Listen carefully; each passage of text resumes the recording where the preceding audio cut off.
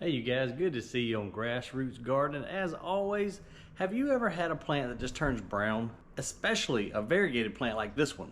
So don't judge me by my workspace over here. That's just how I function. But over here I've got this beautiful, or what was a beautiful, variegated MONSTERA albo. However, look at the leaves, they're all turning brown. So in today's video, I'm going to talk about some factors that I think are contributing to our beautiful albo turning brown on us. This is a common question we get asked at the garden center all the time, and I hope this video will help shed a little bit of light on the situation. Now, I've been growing MONSTERA albos for a good many years now, propagated a lot of them, sold a lot of them, and unfortunately, this is a very common occurrence inside of the house. And so I think there are several factors that can contribute to your plant turning brown. But in this instance, however, I think it's due to very low humidity. So again, we're inside my home right now. All my other plants are doing really well. However, when you have these highly variegated plants like this one right here, and you get this browning, in my opinion, the main cause is low humidity levels and not enough frequent watering. I've been really slack. This guy's in a rather small pot, and I just haven't taken care of it like I should have. I haven't watered it regularly enough. And the reason I say that is, look over here. So we've got another MONSTERA albo over here on this wall, and it's doing really well. Not a lot of browning. The main differences in this plant versus the one right over there in my office, this one's in a much larger pot, so it's able to stay moist a lot longer because, well, they're on the same watering schedule, but this guy just gets more water in his pot. And then this one too has lower variegation levels. So you can see we've just got a little bit of white up here. This leaf is just very little speckled white. This one again, just some speckling. This one is about perfect in my opinion. I like about a 50-50 variegation. Another difference, and the only difference other than the pot size, is this guy is not in as direct light. We got a window there, we've got a door there. He's kind of tucked in here, got him in a little shady nook right there, but he seems to be doing much better. So if we come back over here to the office guy, he's got windows very close on either side. He catches some morning light coming in on this one, and it's direct, as well as a little bit of direct sunlight in the afternoons from this one. So I think that having a more indirect light would definitely be helpful, as well as just increasing the humidity level in here. You could increase the humidity level inside your home in a couple different ways. One is just use a regular old humidifier. Two, you can mist your plants. Like I got this cool electric mister from Mossify. Just hit the button right there, but I don't use it over here a lot though, just because I have the computers and stuff right up underneath it. This thing is pretty cool to use though. Pepe hates it because I spray him when he be bad in here. And you too, Penny. But it does work really good to increase the humidity levels inside your home, because especially during summertime, I've got these vents kicking pretty much all summer long with the air conditioning, and that's just going to do nothing but further dry out the air. So I think this goes to show you two good examples of growing a MONSTERA albo indoors. This one, high variegation, too much direct sunlight, not a large enough pot, and not enough frequently watering. This one doing much better, lower variegation level on the plant itself, less direct light, more indirect light, and a larger pot so that it can stay, the soil can stay moisture longer.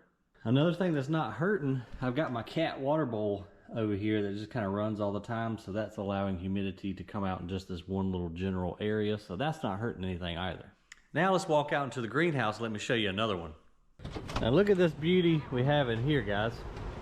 I'm quite proud of this girl in here. Look at the size of these leaves on this MONSTERA. And then I'm going to go ahead and debunk another myth too that I think is commonly circulating out there in social media land, and that's that there is a small leaf form and a large leaf form of MONSTERA deliciosa. I don't believe that because, well, all of mine came from the same stock, and when you have them in a pot, let's see, here's a good example right here. This guy's in a small pot.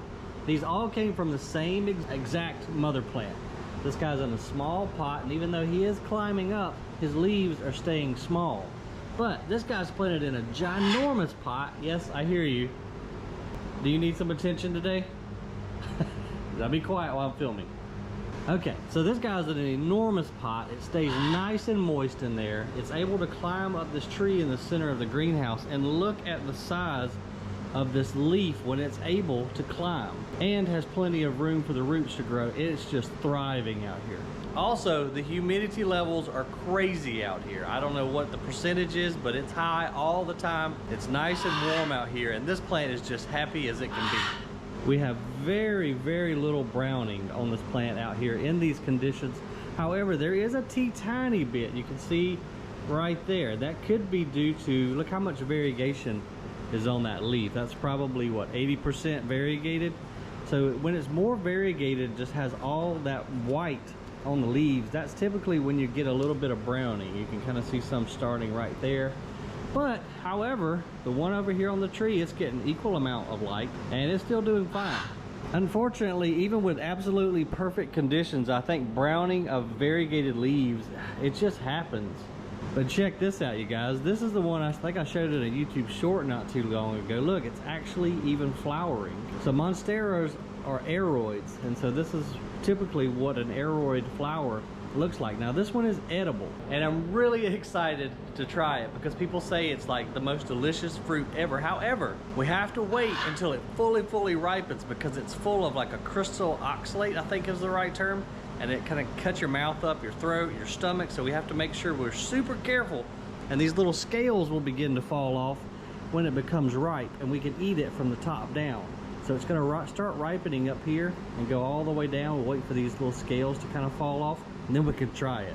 But I got to tell you, I am super happy with this monstera in here. I mean, just the size of these leaves are crazy, and I love the variegation levels, especially in like this leaf right here. This is probably another good example of like a 50-50 variegation. Some have crazy high variegation, and I don't like the way this one is going. Look at, we only have this little bit of green right here and then on the tip of the leaf.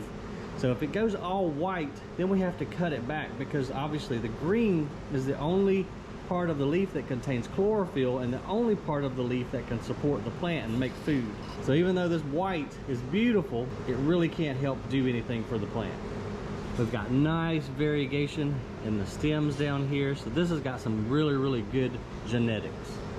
I've got a good many low variegation monsteras propagating over here. I don't know, we got about 21 of them growing down here, but I say let's go ahead and make some more with the one inside. So I'm gonna go grab my Felco cutters. We'll get some pots, some soil. Let's go cut that dude up inside.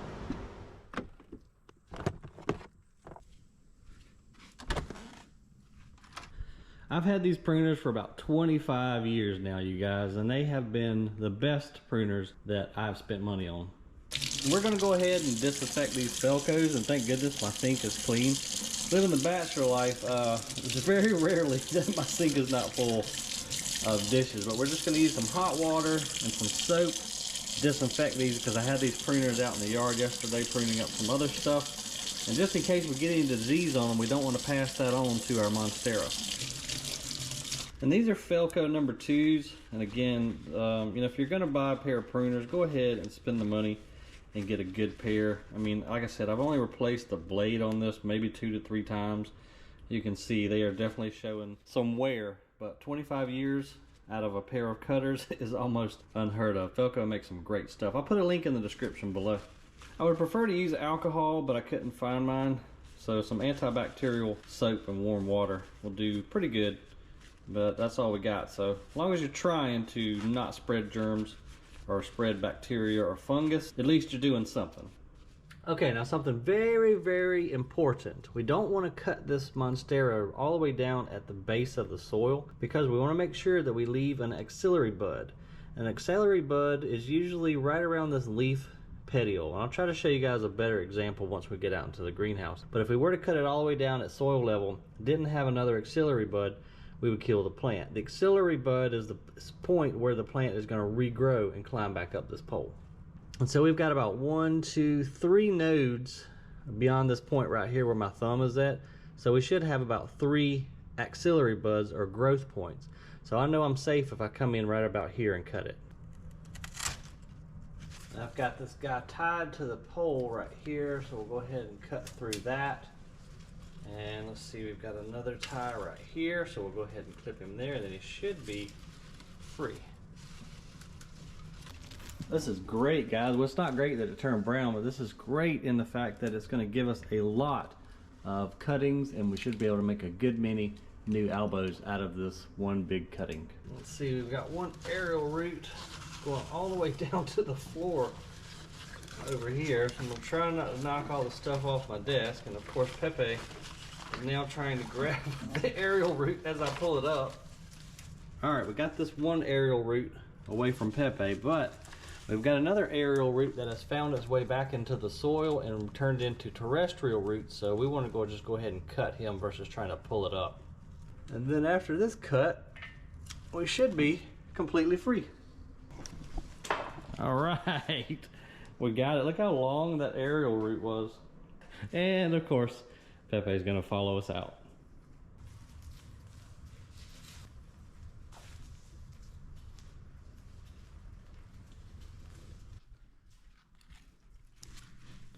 Sorry, dude, you can't come outside. It's too hot.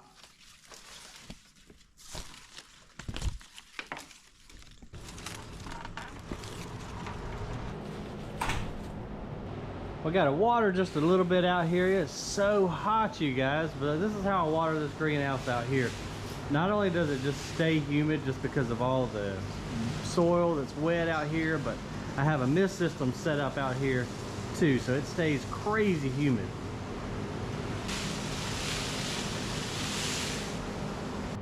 Then also we have this homemade cooling pad, so all the air comes through that wet cardboard right there.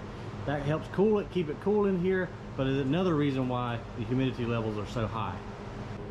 All right, let's see how many pots we're gonna need. So we've got 1, 2, 3, 4, 5, 6, 7, 8, 9, 10, 11, 12, 13, 14, and a top cut. So we need 15 pots.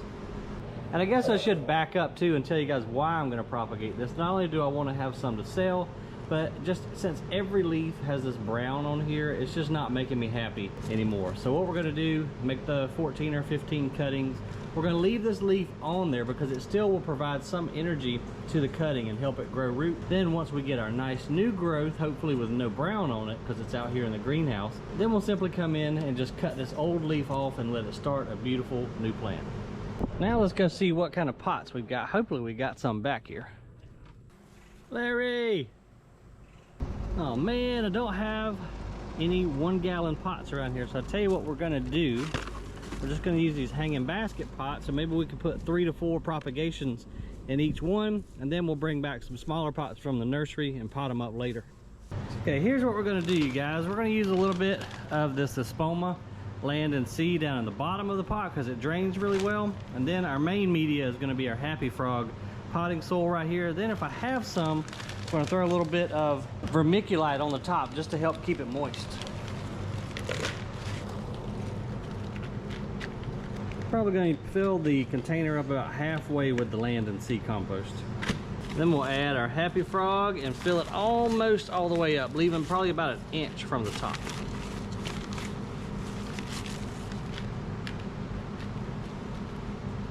Something about that right there should be good. Then I'm going to take my vermiculite and just kind of coat the top of the soil with it. And again, this is not ideal to put multiple cuttings in a pot, but sometimes you just got to do what you got to do. Okay, now we're just going to grab our Felcos here and we're going to start at the bottom. I cut about halfway up between each node. Again, a node is anywhere where a leaf separates from the main stem. And then your axillary bud is usually pretty close to the leaf petiole. The petiole is the actual structure that attaches the leaf to the stem, and you can see right here, there's my axillary bud. That's going to be where our new plant forms from right there. And sometimes the aerial root's going to be just a little bit too long, so I'm going to cut it about like that. That'll help anchor the cutting, as well as this will turn terrestrial. This will actually form roots that will support the growth of the new bud right there. So I think I'm just going to take and shove that aerial root right down into the soil right there. I like to try to leave the axillary bud pointed up because it's going to obviously grow in an upward direction. Sometimes you have to support the old leaf. That right there I think is going to be good. If you did need to support it, you can just use a simple bread tie and a little bamboo stake. Just go right down beside this leaf, give it a few twists, and it'll be good to go. I usually take the vermiculite and just kind of push it around a little bit, but we don't want to cover up that bud. Then we just do this about 15 more times and we're done. Sometimes that growth point will hide from you and you have to tear back some of the sheath. But you can see it right there, kind of teardrop shaped axillary bud. Now another thing that I'm not doing, but you probably should if you're going to do these cuttings, is when we make our cut, you see how green and fresh that is? If we go right into water or soil with that, we have a chance to develop some rot. So you could let these set out for a couple of hours, even a day if you wanted to, and let that kind of callus over. I have gotten some rot in the past by doing it this way, but time is of the essence today, so y'all need to do as I say and not as I do. And because of that aerial root sticking down in the ground, it's acting like a really good support stake for us. And I think we probably should be able to get about 4 cuttings in this pot. Oh, cool. Look at the beautiful variegation in that bud right there. That should give us a really pretty plant.